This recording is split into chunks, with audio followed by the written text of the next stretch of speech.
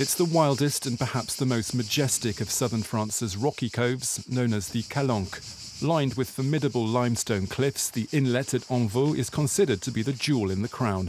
It's the most beautiful of all of them, with this cliff face which is stunning. And then there's the colour of the sea, which is just exceptional.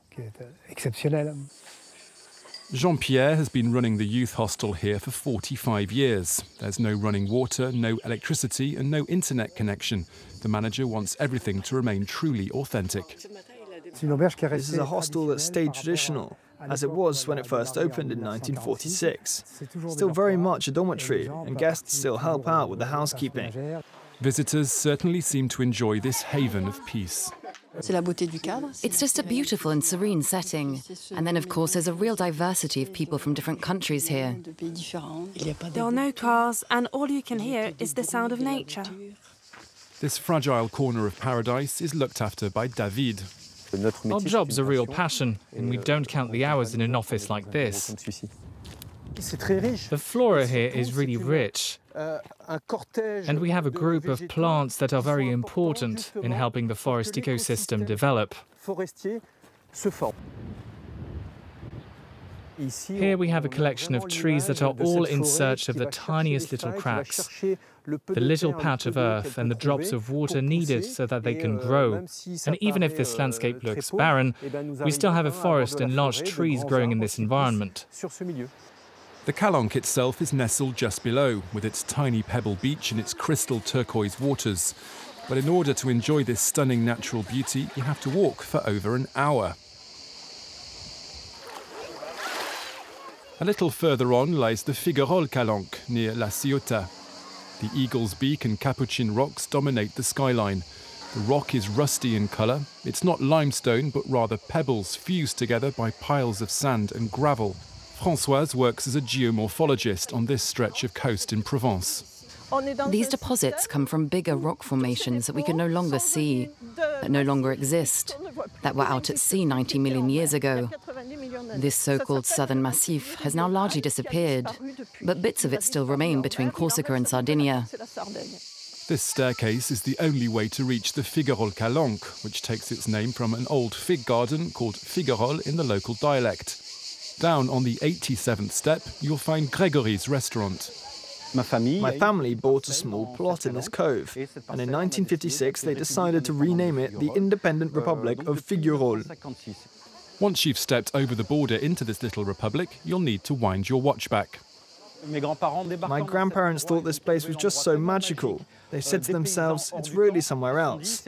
So they decided to create their own time zone. That's why you can see on the clock that we're 1 hour behind official French time. We have big John Dories, wild fish caught this morning. On the menu today, freshly caught fish to be relished while sitting back and enjoying the sea view. Pascal and Gilles are two men who always have their eyes peeled over the water. In Port-Miou, these harbour managers monitor the comings and goings of boats. The purpose of this mooring area is to help manage and maintain the cove and to welcome the boats that sail up here. But it also allows us to maintain a relationship with those who use the cove. Port-Miou is a former industrial basin. The rock here is highly sought after for its satin sheen, and since ancient times a limestone quarry has chipped away at it. In the next cove along at Port-Miou, staff from the Calanques National Park are out and about, sailing among the tourist boats. Do you have all the information you need about the national park? In order to enjoy these rocky bays, you have to play by the rules. If you look and if you swim with a mask and go a little further into the cove, you can see that the flora on the seabed has been ripped away. These rules are often seen as a strict ban, but in fact it's just what we have to do to preserve sites like this. Also out on the water are Albert and René. They're heading out for a little peace and quiet in the hamlet of Marseille Vert. What's fantastic is that we can leave the office at 1 p.m. and 2 hours later we're out here, cut off from the world. There's no phone reception, there's nothing. We're far away from everything here. 17 lucky people each own a cabin here, looking out to sea. This is where I lived during my childhood.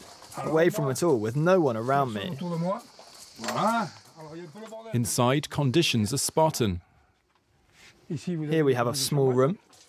There's no running water, and just like on a boat, every last square centimetre is cleverly used.